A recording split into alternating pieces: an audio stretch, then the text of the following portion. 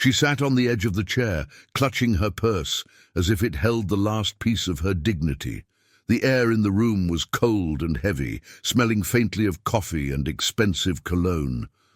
Across from her, two men whispered between themselves, their laughter sharp and practiced, the kind that bruises without ever touching you. Camila tried to steady her breathing, to remember the words she had rehearsed on the bus ride here. But every sound, every sigh, every movement seemed to remind her that she did not belong in this room. Her blouse was neatly pressed, though worn thin at the cuffs. Her shoes had carried her through too many interviews that ended the same way, with polite smiles and quiet rejection. One of the men leaned back in his chair, his eyes scanning her résumé as if reading a joke. The other tilted his head, watching her the way people watch something fragile about to break.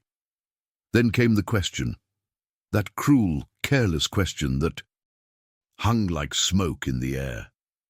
You thought you were ready. The words struck harder than he could ever know.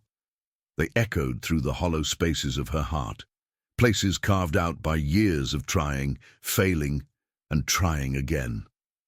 Camila lowered her gaze, staring at the grain of the wooden desk. It was easier than meeting the eyes that judged her. For a moment, she thought of her son. She saw his drawing folded in her purse. Yellow sun, two stick figures holding hands, and the words, "You can do it, Mommy." She could almost hear his voice, soft and full of faith she no longer had. That memory was her shield, fragile, but enough to keep her standing. The laughter faded, leaving only the sound of her quiet breathing. Time stretched thin, every second louder than the last. She felt the weight of the room pressing down on her, the weight of all the times she'd been told she wasn't enough. Her fingers trembled, but she didn't let go of the purse. It was her anchor in a storm she didn't deserve. When she finally spoke, her voice was small, almost a whisper. I just need a chance. But her words were swallowed by the hum of the computer fan, lost in the silence that followed. The men exchanged glances, not of interest, but of dismissal. One sighed. The other wrote something on his notepad. Camila felt the heat rise behind her eyes, the sting of unshed tears that she refused to let fall. She had promised herself not to cry in front of them, not again. The world outside that window looked so far away, golden in the afternoon light. For a second, she imagined herself out there, walking free, away from the coldness of this room. Then came the verdict. "You're not the kind of candidate we're looking for," one of them said, his voice flat and distant, as if reading from a script he had used many times before. Camila nodded slowly, not trusting herself to speak. She gathered her purse, ready to leave quietly, to carry her silence home once more. And just as she stood, the door opened. Footsteps, calm, confident, unhurried, crossed the room. The two men straightened instantly, their arrogance dissolving into nervous smiles. Camila didn't look up right away. She was too used to being unseen. But then a new voice filled the space, deep, steady, and unfamiliar. "Gentlemen," the man said, "what's going on here?" And for the first time that day, Camila felt something shift, not in the room, but inside her. A stillness, a pause between heartbeats, as if life itself had turned its gaze toward her. That was the moment everything began to change. The door closed behind her with a sound too soft for what it carried. Camila walked down the narrow hallway, her heels tapping like a heartbeat she no longer trusted. The light flickered on the ceiling, cold, sterile, as if even the building wanted to forget her. She held her purse tight against her chest, her face still burning from the words that had just been spoken. Outside the glass doors, the city moved as if nothing had happened. Cars passed, people laughed, phones rang, lives continued, while she stood still, invisible. The late afternoon sun touched her face, but it felt like light she didn't deserve. For a long moment, she just stood there, trying to breathe without breaking. She could still hear the voices in her head. "You thought you were ready."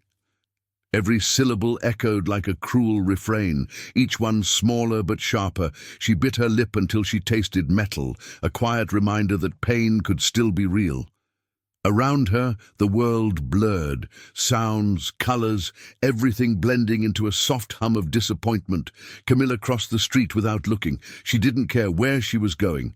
She only needed to move. Her reflection appeared briefly in a shop window, a tired woman with eyes too old for her years. For a second, she didn't recognize herself. She whispered, almost inaudibly, "What happened to me?" At the bus stop, she sat down, folding her hands in her lap. People came and went, strangers, busy and bright, while she tried to remember the last time she had felt seen. Her fingers brushed against the edge of her son's drawing inside her purse. The paper was warm, almost alive, as if his love could still reach her through the noise. The bus arrived with a sigh of old brakes. She stepped inside, the driver giving her a brief nod. The seat by the window was empty, as if waiting for her. She sat down, resting her forehead against the glass. The city drifted by. Buildings, lights, faces, all fading into a blur of gold and grey. As the bus climbed the hill toward her neighborhood, Camilla's thoughts turned inward. She remembered her husband's laugh, the way his hands had once made her feel safe. It had been years, but the ache still lived somewhere deep, quiet, but constant. She wondered if he would be proud of her, or if he'd tell her it was time to stop fighting. When the bus stopped near her street, she stepped off carefully, her legs heavy, her spirit even heavier. The air smelled of rain and distant smoke. She walked slowly toward home, each step pulling her further into the soft arms of exhaustion. The small apartment waited for her, dim, silent, honest. Inside, she placed her purse on the table and sat for a long time without moving. The silence wasn't empty anymore. It was thick, like something alive. She looked at the photo of her son on the wall, his smile wide, his eyes full of worlds she could barely imagine. Then she whispered, as if confessing to the night, "I can't keep failing him." And with that, the tears she had been holding finally came, quiet, trembling, unstoppable. But somewhere in that stillness, something inside her refused to die. Before the silence, there was not loud or reckless, but the kind that filled small spaces. A kitchen at dusk, the hum of a radio playing a love song from another time. Camila used to cook barefoot, her hair tied loosely, her heart lighter than air. The scent of garlic and onions meant home. The sound of her husband's voice meant safety. He would come through the door with that tired smile, the one that said, "I'm here. Everything's fine now." Their apartment was small, but joy had a way of making walls feel wider. He would lift their son into his arms, spinning him around while Camila laughed from the stove, pretending to scold them both for making a mess. Those were the days when love didn't need to be spoken. It was seen, felt, breathed. They didn't have much, but they had rhythm. Morning coffee shared in silence, quick kisses before work, whispered prayers before sleep. Camila often looked at her husband and wondered what she had done to deserve a heart like his. And he would always answer, as if reading her thoughts, "You deserve the whole world, Mila." Then came the winter that never seemed to end, the cough that started small, the hospital visits that became routine, the nights when she pretended to be brave. Camila learned how to smile through fear, how to hide tears behind her son's laughter. She held her husband's hand until the last light left his eyes, and the world, so full of color before, turned quiet and pale. After the funeral, the house felt larger than before, too large. The silence was unbearable, yet she couldn't fill it with music. Even the radio seemed cruel. She would sit by the window at night, holding her son close, watching the city lights flicker like stars that refused to fall. In those moments, hope felt like a story she used to believe in. Bills began to stack on the counter, one on top of the other. The letters turned red, the phone calls sharper. Camila tried to smile for her boy, telling him they were fine, that everything was just a little hard right now. But inside, she felt the slow crumble of certainty. She was fighting against a tide that didn't seem to care how much she had already lost. Still, every morning, she woke before sunrise. She packed lunches, ironed old clothes, and whispered to herself, just one more day. The world didn't see her strength. It only saw her tired eyes. But in those quiet mornings, she was a warrior, not the kind that conquered, but the kind that endured. Then one day, as she came home from another rejected job application, she found it, the envelope taped to her door, white, official, merciless. She tore it open with trembling hands, and the words blurred as she read, "Notice of eviction." The world around her tilted, soundless. Her knees weakened, her breath caught in her throat. She looked at her son's toys, scattered across the floor. A small truck, a broken crayon, a drawing of their family still taped to the wall. And in that fragile moment, something inside her broke quietly, like glass underfoot. She sat on the edge of the bed, holding the notice to her chest. Outside, thunder rolled in the distance. The city lights flickered through the thin curtains like memories refusing to die. And though she didn't know it then, that paper, cruel and cold, was not the end of her story. It was the beginning of the storm that would lead her back to grace. Morning sunlight spilled across the polished floor of the conference room, reflecting off the glass walls like shards of gold. Daniel stood near the window, coffee in hand, watching the city stretch awake below him. From this height, everything looked peaceful. Cars flowing like rivers, people like dots of purpose. But he knew better.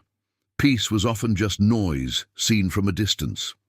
The meeting had already begun without him.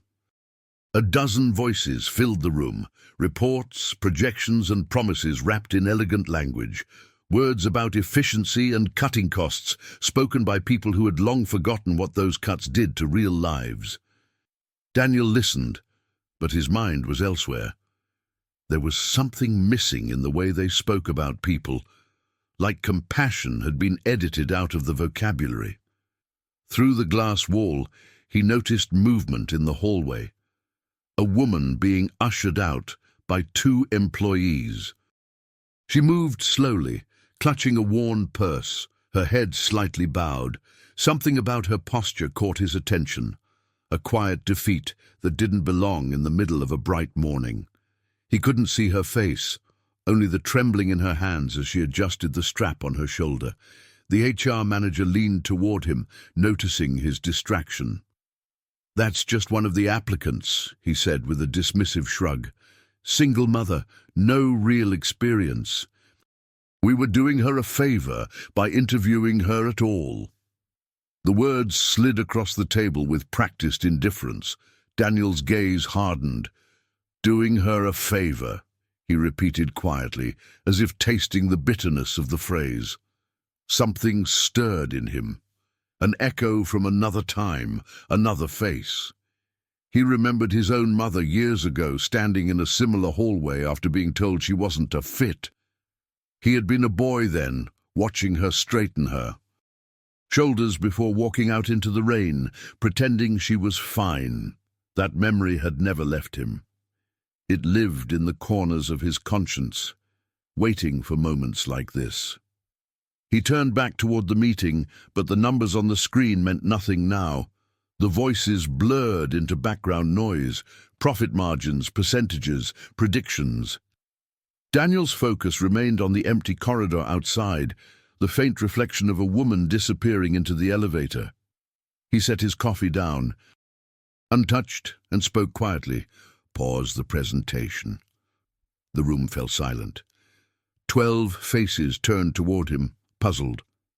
"Who interviewed that candidate?" he asked. The HR manager hesitated. "That would be Thomas and Greg, sir." Daniel nodded slowly, his expression unreadable. "Good. I'd like to see the recording of that interview." No one spoke. Somewhere in the back of the room, a laptop fan whirred nervously. He didn't raise his voice. He didn't need to. There was something in his tone that made everyone sit a little straighter. He walked to the far end of the table and looked out the window again, at a city that often confused power with pride. "Find it," he said softly. "I want to see how we treat people who ask for a chance." As he left the room, his assistant followed, uncertain. "Sir, is there a problem?" Daniel didn't answer right away. He walked down the hallway, the sound of his footsteps calm but deliberate. Finally he said, "There might be, but if there isn't, then maybe that's the real problem." The elevator doors opened, and as he stepped inside, his reflection caught in the mirror, composed, successful, untouchable.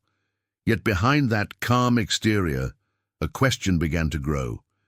When did we stop being human first? And somewhere below, in the streets he used to know, a woman named Camila walked home, unaware that her story had already reached the very top floor. The next morning came grey and heavy, the kind of dawn that doesn't promise anything. Camila sat by the kitchen window, her coffee already cold, watching the world through a thin veil of rain. Her son's laughter drifted from the other room, soft, bright, untouched by the noise of adult sorrow. She smiled faintly, though it never reached her eyes. The apartment was quiet except for the ticking of the clock, a sound that reminded her of waiting for answers, for hope, for something to finally turn in her favor. She opened her laptop with slow, trembling fingers, as if afraid of what waited inside. The email tab blinked, one new message. Her breath caught as she clicked. The company's logo appeared first, neat and sterile. The words that followed were familiar, too familiar. "Thank you for applying. Unfortunately, we have decided to move forward with other candidates." She read it once, then again. Each time, the words seemed to sink deeper, pressing against her chest like a weight she couldn't lift. She closed the laptop quietly, not out of anger, but out of exhaustion. There were no tears. Not this time. Only a kind of still ache, like a wound too deep to bleed. She leaned back in her chair, staring at the small plant on the windowsill. Its leaves were beginning to brown at the edges. She wondered if plants could feel shame for reaching toward light that never came. Her eyes wandered to the small notebook beside her. It was filled with careful handwriting, job leads, prayers, reminders to stay hopeful. On the first page she had written months ago, "Keep going, something good will come."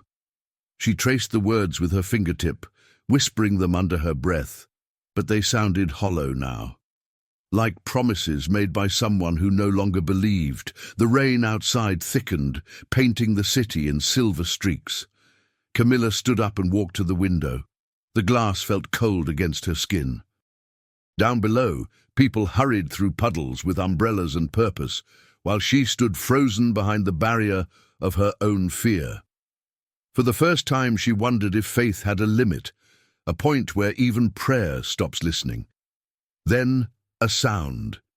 Soft, insistent, her phone vibrating on the table. She turned, hesitating, afraid to hope. Unknown number. Her hand hovered over the screen. For a long moment she let it ring, watching it light up and fade again. But something in her heart, that small, stubborn flicker that refused to die, made her answer. "Hello?" The voice on the other end was calm, professional. "Mrs. Alvarez, this is Daniel Carter, CEO of Hamilton & Co. I'd like to speak with you personally, if you have a moment." Camila froze. Her pulse quickened, her hand trembling around the phone. The room suddenly felt smaller, the air thinner. She didn't understand what was happening. or why. All she knew was that for the first time in a long while, someone who mattered had said her name with kindness. And in that fragile heartbeat between disbelief and hope, the world began to shift again. Daniel sat alone in his office long after the others had left. The city outside shimmered in lights and movement, yet all he could see was that brief recording. Camila sitting under fluorescent light, trying to smile through humiliation. He had watched it 3 times, each time hoping it would hurt less. It didn't. The men from HR had come earlier, full of excuses. She wasn't qualified. She looked nervous. We have standards. Daniel had listened in silence, his jaw tightening with every word. Their arrogance was familiar. He had worn it himself once. It was the same polished pride that made people forget the faces behind the numbers. When they finished speaking, he dismissed them with a quiet nod. But inside, something had cracked. He leaned back in his chair, the hum of the city faint beyond the glass. His reflection stared back, the successful man, the CEO, the one who never faltered. But now, that image felt like a stranger. Behind every deal and every meeting, he could suddenly see the people who never made it through the door. The ones who walked home, defeated, like she had. His assistant knocked softly.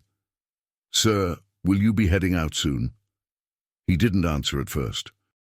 He turned his gaze toward the skyline, where clouds drifted like slow thoughts. "Tell me something, Julia," he said at last. "When did we start confusing professionalism with cruelty?" She hesitated, unsure how to respond. He offered a faint smile. "It's all right. Maybe I just forgot to notice before." When she left, the silence returned, thick and questioning. Daniel opened his email, scrolling through unread messages, but one line stopped him. "Candidate Nut 27, Alvarez, Camila, rejected." He read it again, the name feeling heavier now, as if each letter carried a story he hadn't been meant to see. He closed the laptop and stood, pacing slowly across the room. Somewhere between guilt and conviction, a decision began to take shape. He remembered his father's words from years ago. "Leadership isn't about power, son. It's about how you treat those who have none." He had repeated that line in interviews, used it in speeches, but tonight it didn't sound like a quote anymore. It sounded like a warning. Daniel reached for his coat, pausing by the door. The night air beyond the windows called to him, the hum of the city, the pulse of lives he didn't know. Somewhere out there, a woman sat in a small apartment, clutching her phone, wondering why the world had forgotten her. He couldn't explain it, but he felt her silence pressing against his conscience. He turned off the office lights and walked down the long, empty corridor. Each step echoed softly, steady but certain. At the elevator, he stopped and looked back, the empire he had built, gleaming, spotless, efficient. Yet in that moment, it all felt hollow. He whispered to no one in particular, "Sometimes pride looks like order, and mercy looks like weakness." Then the elevator doors closed, and the reflection of the man he had been disappeared into the dark. Daniel didn't know exactly what he would say when he found her. He only knew that he needed to see her face, to see the truth that numbers could never show. And with that, he stepped into the night, following a feeling that no title could name. Night had fallen like a curtain, slow and heavy, pulling the world into silence. The storm outside whispered against the windows, and the apartment, small and tired, seemed to hold its breath. The electricity had gone out an hour ago, leaving everything dim except for a single candle on the table. Its flame trembled, fragile and persistent, like the last heartbeat of hope. Camila sat beside the window, her reflection faint in the glass. Her son slept on the couch, his little body curled beneath a blanket that smelled faintly of detergent and safety. Every rise and fall of his chest reminded her that love, at least, had survived. She smiled weakly at him, then looked away before the smile could break. The air was cold, the kind that carries the scent of endings. Around her, the shadows seemed to lean closer. The stack of unpaid bills, the half-empty jar of coffee, the toy truck missing a wheel. Each object whispered its own quiet story of wear and surrender. Tomorrow they would come. Tomorrow she would have to leave this place. She had read the eviction notice so many times that the words had lost their meaning, yet their truth stayed sharp, carved deep inside her chest. She closed her eyes, resting her forehead against the cool glass. The rain painted silver veins down the window, slow and endless. Somewhere beyond the storm, she imagined the city, lights still burning, lives still moving. She wondered if anyone would notice when hers stopped. The thought frightened her, and yet it felt strangely peaceful, like an answer she had been too tired to ask for. Her mind drifted backward, as it always did when the world grew too quiet. She saw her husband again, standing in their old kitchen, laughing at something she'd said. She could almost smell the bread baking, hear the scrape of his chair on the tile floor. For a fleeting second, the room around her warmed. Then the memory faded, leaving only the soft sound of rain. She whispered into the darkness, "God, I don't ask for much. Just one more chance." Her voice cracked on the last word, dissolving into the air. There was no reply, only the faint hiss of the candle and the quiet breathing of her son. The silence after a prayer is a strange thing, heavy but somehow holy. She felt it settle around her like a blanket she didn't ask for but couldn't remove. She stayed there for hours, half awake, half dreaming, her thoughts tangled like threads. What would she tell her son tomorrow? How do you explain losing everything to someone who believes you can fix anything? Pride kept her from calling anyone. Pride and love, the same love that made her fight, and the same pride that kept her fighting alone. The candle burned low. Its last light flickered across her face, soft and golden, making her tears shine before they fell. She didn't wipe them away. There was no shame left in them, only surrender. Outside, thunder rolled gently, far away, like the earth breathing in its sleep. Then came the sound, soft, unexpected, impossible. A knock. 3 gentle knocks, muffled by the rain but clear enough to pull her from her daze. She looked toward the door, unsure if she had imagined it. No one came here at this hour. The landlord never knocked kindly, and yet there it was again, steady, patient, human. Camila rose slowly, her legs trembling, her shadow swaying in the last flicker of candlelight. The flame stretched, then faded, leaving the room in darkness. She hesitated by the door, her hand hovering over the handle, her breath shallow and fragile. When she finally opened it, the hallway light spilled into the room, golden against the dark. A tall figure stood there, drenched from the rain, his eyes calm and searching. For a long moment neither spoke, and though she didn't yet know who he was, or what this moment meant, she felt something inside her chest loosen, like the air after a storm. The night had stopped falling. The rain had softened to a steady whisper, a tired rhythm against the glass, as if the sky itself was trying to rest. Camila stood by the door, her hand still on the handle, frozen in the space between fear and disbelief. The hallway light poured into the room, a pale ribbon of gold cutting through the dark. And there, framed by it, stood Daniel, the man from the company, the one who belonged to a world she would never enter. His coat was soaked, his hair clung to his forehead, but his eyes were calm. There was no judgment in them, only something human. For a long moment they said nothing. The air between them felt alive, uncertain, heavy, almost sacred. Camila's pulse echoed in her ears, loud enough to drown out the rain. She didn't understand why he was there or what he wanted, but she stepped aside anyway, her movements slow, cautious, as though inviting him might break some invisible rule of fate. He entered quietly, the sound of his footsteps soft against the worn floor. The apartment smelled of wax and rain.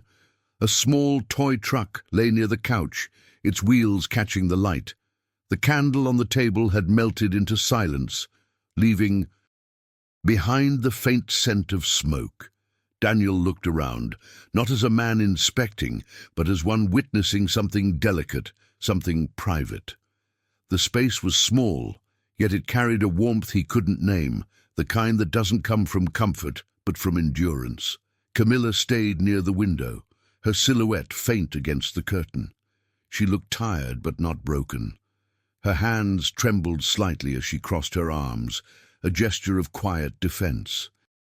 He noticed the way she glanced at her sleeping son, making sure the boy remained untouched by the moment. Everything about her spoke of love carried too long and hope carried too far. Daniel stood still, unsure of what to say. He had come with reasons, professional ones, reasonable ones, but none of them felt right now. The power that defined him in boardrooms seemed useless here, in this small apartment filled with silence and sincerity. He realized then that he hadn't come as a CEO or as a man of authority. He had come because something about her silence had called to him, not the sound of it, but the weight of it. Outside, thunder rolled softly over the city. The rain shifted against the windows, tracing lines that shimmered like veins of silver. Camilla's eyes followed them absently, her mind a storm of questions she was too tired to ask. Why had he come? What did he see in her story that others hadn't? She didn't know, but she could feel something fragile stirring, not quite trust, not yet hope, but something near it. Daniel spoke finally, his voice low, almost hesitant, as if afraid to break the spell of the moment. But the words didn't matter, not their shape, not their tone. What mattered was the feeling behind them, the quiet sincerity that crossed the room like light through rain. Camila didn't reply. She only listened, and for the first time in days, the heaviness in her chest eased, just slightly, enough to let in air. The silence that followed wasn't empty anymore. It was full, of meaning, of presence, of something unnamed. It lingered between them, soft and respectful, like two people standing at the edge of something too fragile to define. When Daniel finally turned to leave, he hesitated by the door. He looked back once, his expression unreadable, and in that glance there was both apology and promise. Camila stood where she was, her shadow steady against the light. She watched him disappear into the rain, his figure dissolving into the grey shimmer of the street. For a while she stayed there, the sound of the storm wrapping around her like a lullaby. Then she closed the door slowly, leaning against it with her eyes closed. The apartment was dark again, but it no longer felt empty. The air carried something new. A quiet pulse beneath the silence, a trace of warmth in the cold. And though she could not explain it, she felt that something had shifted, both outside and within. The night, once so heavy, now felt like it was holding its breath. And for the first time in a very long time, Camila did not feel alone. Morning arrived without sound, slipping gently into the room through a thin crack in the curtain. The light was pale, delicate, hesitant, as if testing whether it was welcome after such a long night. Camila opened her eyes slowly, unsure for a moment if she had truly slept. The storm had passed, but its scent lingered in the air, rain, wax, and something faintly sweet, like peace trying to return. Her son was still asleep, one arm draped over his stuffed bear, his face serene in the golden light. She watched him for a moment, memorizing the small rise and fall of his chest. That rhythm was her anchor, her proof that even in loss, something still breathed beside her. She brushed a strand of hair Whispered from a his silent forehead promise that she would keep trying no matter how impossible it seemed. She moved quietly through the apartment, careful not to wake him. The world outside was washed clean, rooftops shining, puddles reflecting the first shy rays of sun. The air carried the scent of renewal, though her heart was still uncertain if it was meant for her. She poured herself a cup of lukewarm coffee and stood by the window, watching the light stretch across the narrow street. Everything looked ordinary, yet somehow everything had changed. Then she saw it, her phone on the counter, its small red light blinking, a new message.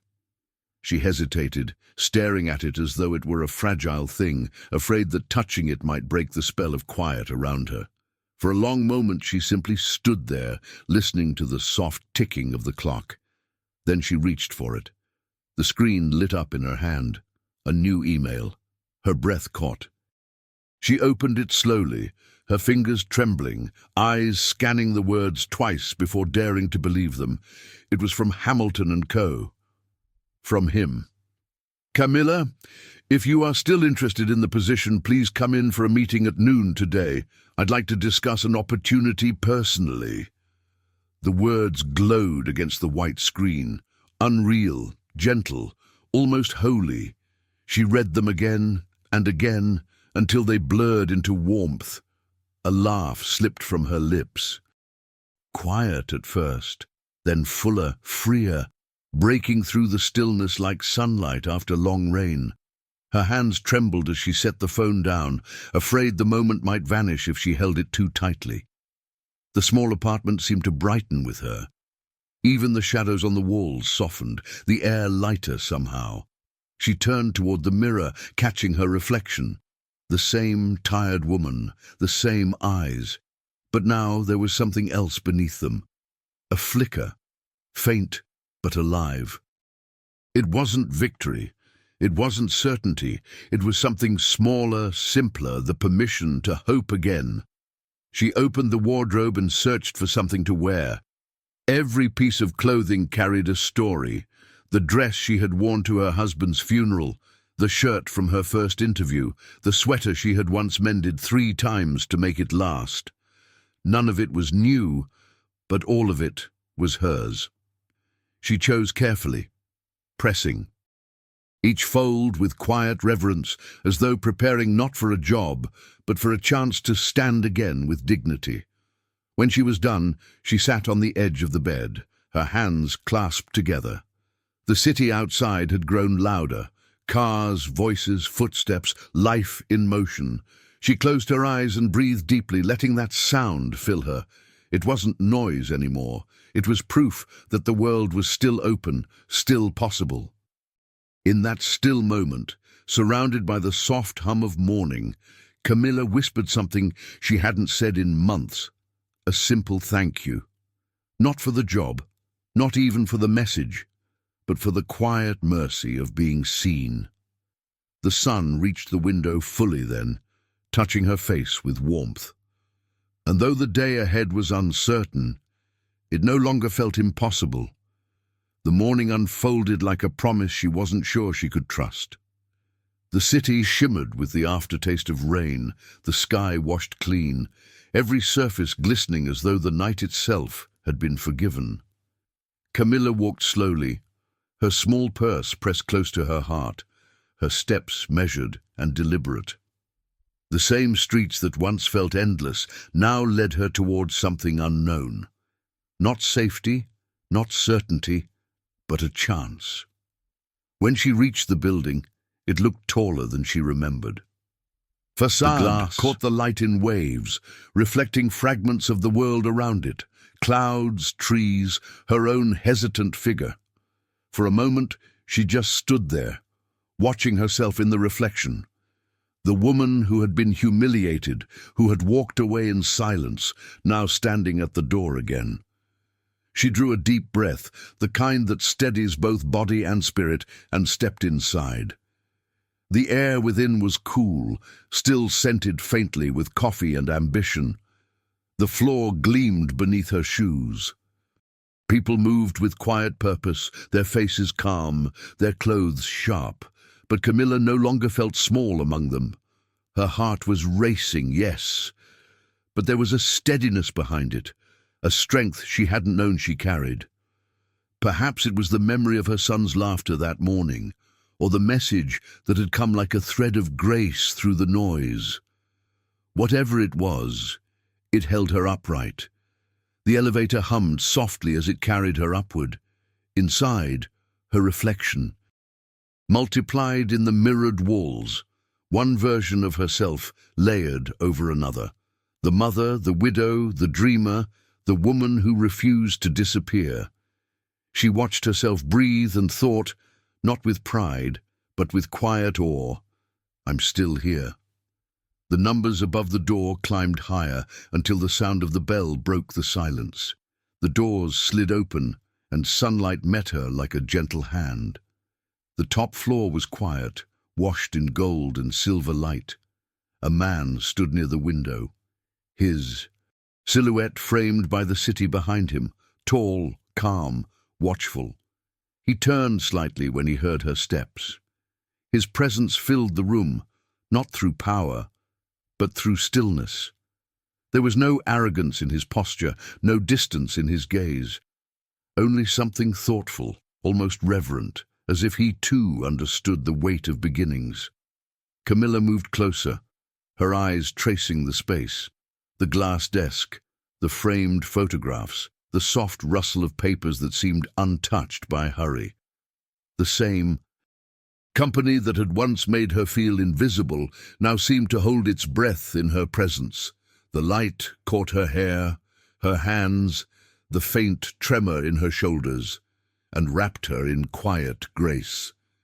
He gestured gently toward a chair, and she sat. The sound of her heartbeat filled her ears as the silence settled. The city stretched endlessly beyond the window, 1,000 lives moving at once. Yet in that room, time slowed to a stillness that felt sacred. It was not an interview anymore. It was something else entirely. She spoke softly, telling her story not as a candidate but as a person, the struggles, the losses, the small victories that never made it into résumés. As she spoke, her voice wavered but did not break. Each word carried truth, and that truth, simple and unpolished, filled the room more powerfully than any practiced speech could. The man listened. He didn't interrupt, didn't correct, didn't fill the silence with reassurances.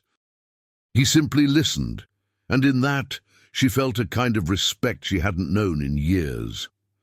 When she finished, there was no applause, no grand gesture, only the quiet understanding that something had shifted between them. The sunlight grew warmer, the air felt lighter. Camila stood to leave, her steps slow, her breath steady. The hallway outside seemed brighter than before, though nothing had changed except her. The same walls that once witnessed her humiliation now watched her walk with calm, deliberate grace. As she passed the mirrored elevator doors, her reflection met her again. Tired, yes, but no longer defeated. The woman looking back was not someone to pity. She was someone who had faced the storm and learned to walk through it. When she stepped outside, the world greeted her with wind and light. The streets glimmered, the sky opened wide, and for the first time in what felt like forever, Camila smiled without needing a reason. And high above, behind the glass where sunlight still lingered, Daniel watched her leave, not as a man who had given mercy, but as one who had witnessed quiet strength and been changed by it. Destiny had not returned by chance. It had simply waited, patiently, faithfully, for her to be ready to walk toward it again. The day had ended, but Daniel remained in his office long after the building had emptied. The city outside was a sea of light and distance, 1,000 windows, glowing like fragments of other people's stories. He sat in the stillness, his sleeves rolled, his tie undone, the faint hum of the air conditioning whispering through the quiet. Yet his mind refused to rest. Something about her, the woman who had walked out of his office hours ago, lingered like an unfinished melody. He tried to return to his reports, his emails, the endless stream of problems waiting for his attention, but the numbers blurred. Every column, every statistic, every Decision seemed suddenly small compared to the look in her eyes when she had spoken about survival. Not with pride, but with grace. There had been something familiar in her courage, something that touched an old memory he couldn't quite name. Drawn by an impulse he didn't question, Daniel opened the company's digital archives. The faint blue light of the screen washed across his face as he typed her name. Camila Alvarez. The system pulled up her file. Application details. Previous experience, references, but it wasn't the résumé that caught his attention. It was a single line at the bottom, written in faint text, "Emergency contact, Javier Alvarez." The name struck him. He knew it, or rather his heart did. For a long moment he simply stared at it, the syllables stirring something buried deep. Then he clicked through to the old company database, the one his father had kept before the transition to digital years ago. The screen loaded slowly, almost reluctantly, as if time itself had to remember. And then he saw it. A letter scanned from decades ago, signed in careful handwriting, Javier Alvarez. It was a note of gratitude, written to his father after an old factory incident. Daniel remembered the story vaguely, a young foreman who had stayed behind to prevent a fire from spreading, risking his life to save the building and the people inside. His father had mentioned it once, in passing, and calling the man the kind of soul you never forget. Daniel scrolled down, his pulse quickening. The letter ended with a line that caught his breath. "I only did what was right. You once told me that kindness has no hierarchy. I will always remember those words." He sat back in his chair, the letter glowing softly on the screen. The realization settled over him like a quiet wave. This woman, the one they had mocked and discarded, was the wife of the man who had once saved his family's company, the woman he had seen sitting under those harsh lights, trembling but dignified, carried a legacy of courage he hadn't even known existed. The office seemed to shift around him, the shadows deepening, the hum of the city fading into silence. Daniel pressed a hand to his face, exhaling slowly. It wasn't guilt that filled him now, but awe, the quiet, humbling kind that comes when life reveals how small our understanding has been. He looked out the window, the glass cool beneath his fingertips. The city sprawled endlessly below, lives intersecting, colliding, shaping one another without even knowing it. Somewhere out there, Camila was probably tucking her son into bed, unaware that the man sitting in this room had just uncovered the truth that bound their stories together. He thought of his father again, of the words that had guided him through his youth, words he had quoted often but rarely lived by. "Never forget the hands that built what you stand on." Now those words pulsed in his mind, steady and alive. Daniel closed the laptop gently and sat in silence, the glow of the screen fading into darkness. In that dim light, he felt the weight of gratitude, of connection, of something larger than fairness, something like grace. And for the first time in many years he bowed his head, not in defeat, but in quiet. Reverence for the way destiny always finds its path, even through pain, even through time. The morning broke clear and cold, a silence hanging over the city like a held breath. In the glass tower of Hamilton & Co., the rhythm of another workday began. Doors closing, keyboards clicking, voices blending into the hum of efficiency. But on the top floor, a different kind of stillness waited. Daniel stood by his office. Window, the letter from the archives open on his desk, its edges trembling faintly in the draft of the air conditioner. He had barely slept. The revelation of the night before still pulsed through him like a heartbeat he couldn't quiet. Every image of Camila, her trembling hands, her quiet dignity, her voice steady despite the cruelty, replayed in his mind, and alongside her the faint echo of his father's words spoken long ago in another lifetime. Power means nothing if it forgets its debt to kindness. When the first knock came at his door, Daniel didn't turn. "Send them in," he said quietly. The door opened, and two men entered, Thomas and Greg, the same interviewers whose laughter had once filled the room like knives. Their faces were composed, cautious, carrying the kind of confidence that hides beneath hierarchy. One of them smiled nervously, the other waited, uncertain of what was coming. Daniel said nothing at first. He walked to the long table in the center of the room and pressed a button on a small remote. The television screen on the wall flickered to life. Grainy footage filled the space. The interview room, the harsh white light, and in the middle of it, Camila, sitting small but unbroken. Her voice echoed faintly through the speakers, answering questions meant to wound. The laughter came next, theirs, cutting through the air like something shameful. The sound filled the office again, and Daniel watched them shift uncomfortably. Neither spoke, neither dared to look at him. He let the recording play until the end, until the part where she stood to leave, dignity carrying her where words could not. Then, with a slow motion, he turned off the screen. The silence that followed was heavy, alive, undeniable. For a moment, no one moved. The hum of the city below seemed distant, irrelevant. Daniel finally looked at them, his expression calm but unyielding. He didn't raise his voice. He didn't need to. The truth itself spoke loud enough. "That," he said softly, "is not who we are, or at least not who we are supposed to be." One of them stammered something about misunderstanding, about standards, about how she hadn't seemed professional enough.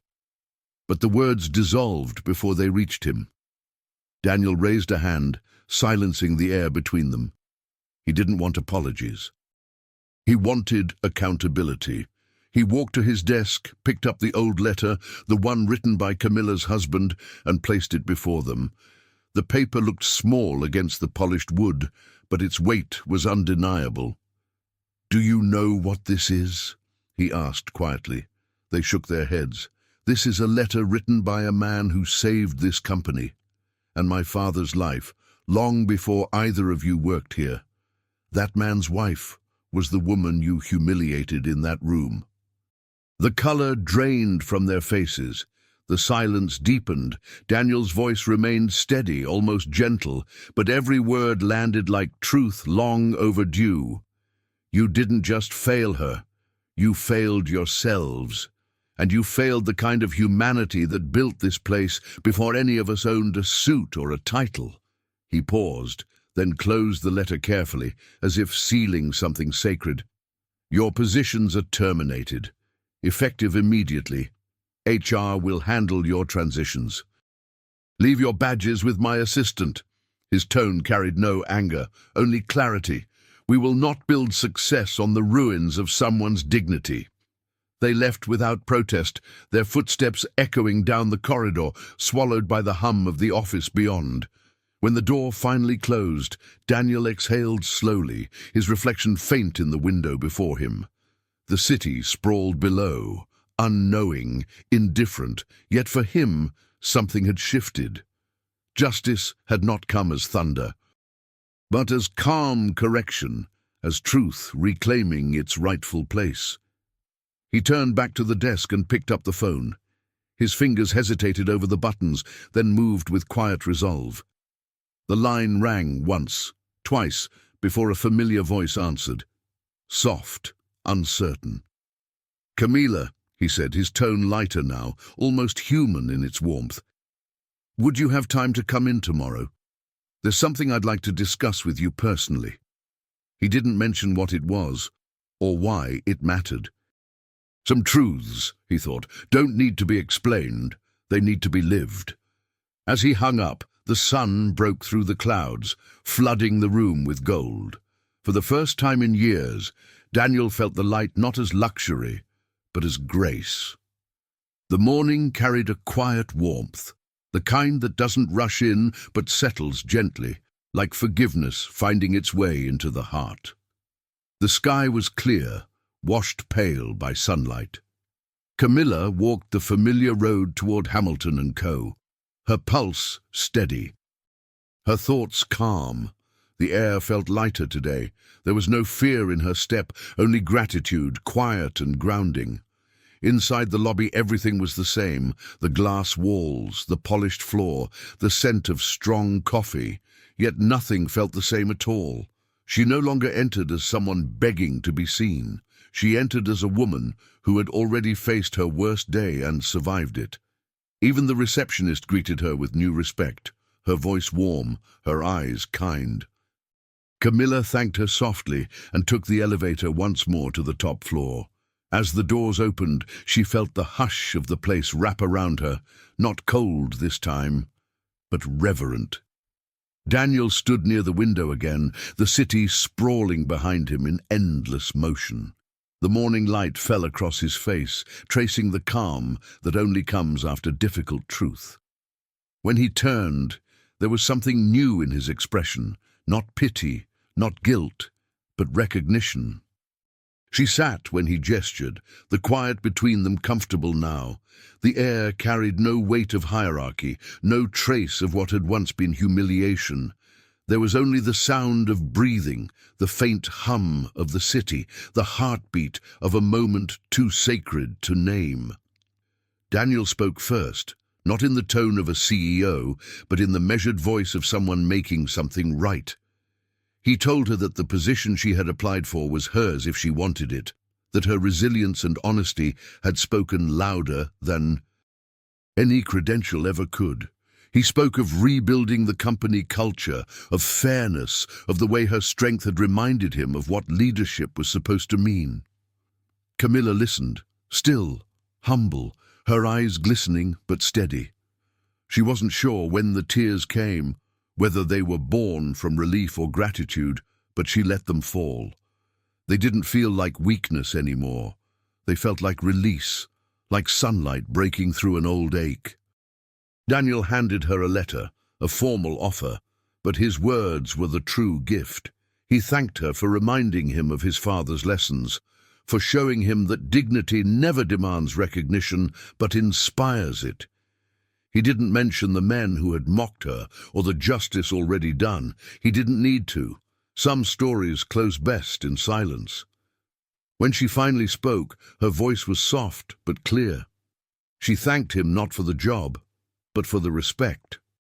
And as she rose to leave, Daniel nodded once, quietly, as if to say that the respect had always been hers to begin with. Camila stepped into the elevator again, but this time her reflection smiled back. There was color in her face, a new calm in her eyes. The woman she saw now wasn't the one who had walked away weeks ago with shame clinging to her shoulders. This woman had risen, not through charity, but through grace. When the doors opened to the lobby, sunlight poured across the marble, warm and golden. The world outside waited, wide, open, and finally kind. She stepped into it with her chin high, carrying not triumph, but peace. Above, from his office window, Daniel watched her go. He didn't smile, but his eyes softened, carrying the quiet knowing that some moments don't need applause to matter. He turned away from the city, back to his desk, and the light followed him, gentle, persistent, forgiving. And somewhere within both their hearts, the balance of things long broken quietly settled into place. Weeks slipped by like gentle waves, calm and unhurried. The days began to shape themselves again, not with struggle, but with rhythm. Morning light spilling through the window, the smell of toast and coffee, the laughter of her son echoing through the small apartment. Camila no longer woke with the weight of dread pressing against her chest. Instead, she rose to the sound of life continuing, soft, ordinary and sacred.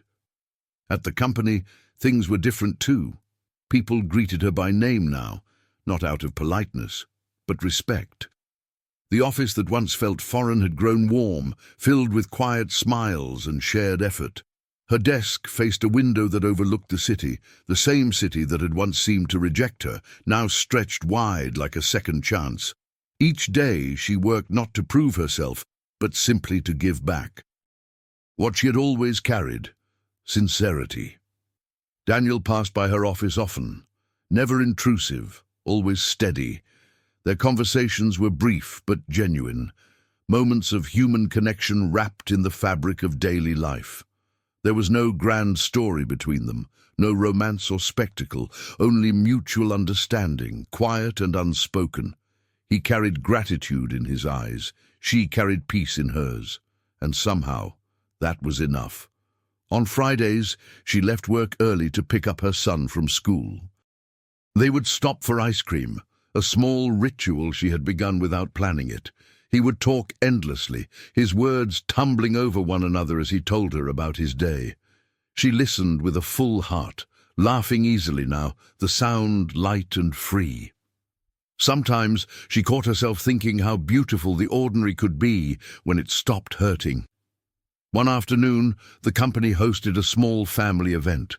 Music, laughter, children running through the courtyard. Camila brought her son, his small hand gripping hers tightly as they walked among the crowd. The air was warm, filled with the sound of joy. She saw Daniel across the garden, talking with one of the managers. For a moment, their eyes met through the distance. No words, just a shared nod, a quiet acknowledgement of journeys survived. Her son tugged her hand, eager to show her the painting he had made in the children's booth. A bright sun, a tall building, and two figures standing beneath it. At the bottom, in clumsy letters, he had written "Mommy's new job." She smiled, tracing the small letters with her finger, her heart swelling with something deeper than pride, something like gratitude in its purest form. As the afternoon faded into gold, music drifted softly through the courtyard. People began to leave, their laughter echoing into the distance. Camila lingered for a moment, sitting on a bench beneath the old oak tree. The breeze brushed against her face, warm and kind. She closed her eyes and breathed deeply, her soul finally quiet. Everything she had lost no longer felt like absence. It had become foundation. Everything she had endured no longer felt like pain. It had become strength. In that peaceful hour, surrounded by the hum of life, Camila realized that healing isn't loud. It doesn't arrive all at once or announce itself with triumph. It comes slowly, softly, in the quiet moments when you stop reaching for what's gone and start cherishing what remains. And when she opened her eyes again, the world looked exactly the same, but it finally felt like home. Time moved gently after that. Not rushing, not dragging, just flowing the way it does when life has found its balance again. The seasons turned, the air softened, and the ache that once filled Camilla's chest became something quieter. Not pain, not even memory, but gratitude wearing the face of calm. She often woke before dawn, sitting by the window with a cup of tea, watching the city awaken below. The same city that had once felt cruel now glowed softly in the distance, forgiving, familiar. She watched the lights fade into daylight and thought about how strange it was, the way life bends toward mercy when we least expect it. Her son had grown taller. His laughter filled their small home like music, bright and certain. On the wall beside the table hung his newest drawing, the three of them, himself, his mother, and a man in a suit standing beside them beneath the sun. She smiled every time she passed it, not because the picture was true, but because it carried kindness, the kind that leaves fingerprints on a heart. At work, she had found her rhythm. Her days were filled with purpose, her efforts seen, her worth no longer questioned. The people who had once looked past her now looked to her, not for titles or power, but for the quiet steadiness she carried. Daniel often crossed her path, his presence still calm, still grounded. Their words were few, their smiles enough. Between them lived a silent understanding that what had begun in pain had become a lesson neither would ever forget. In the evenings, When the office emptied and the world outside glowed gold and fading blue, Camilla sometimes lingered by the window. She would look down at the streets far below, remembering how small she once felt walking through them. Now the view no longer reminded her of distance, but of how far she had come. And sometimes, in those moments between light and night, she would whisper, not to anyone, but to the quiet itself, words that had become her truth. Respect, she would say softly, isn't something you give to those above you. It's something you owe to every soul you meet, especially the ones still finding their way. Her voice would fade into the hum of the city, carried by the same wind that had once howled against her window. And in that quiet, she felt what true redemption really was, not being lifted by others, but standing again with grace on her own 2 feet, unashamed and at peace. When she left the office each day, she made a small habit of stopping by the waiting area, the same one where she had once sat nervously, holding her purse like a shield. If she saw someone there, anxious and unsure, she would smile gently, offer a word of kindness, maybe even a cup of water, just a simple reminder that no one is invisible. Because she knew, better than anyone, how a single moment of compassion could rewrite a life. As the screen fades to black, her voice lingers, warm, sincere, and full of light. If this story touched your heart, leave a heart in the comments and subscribe for more stories about kindness and redemption.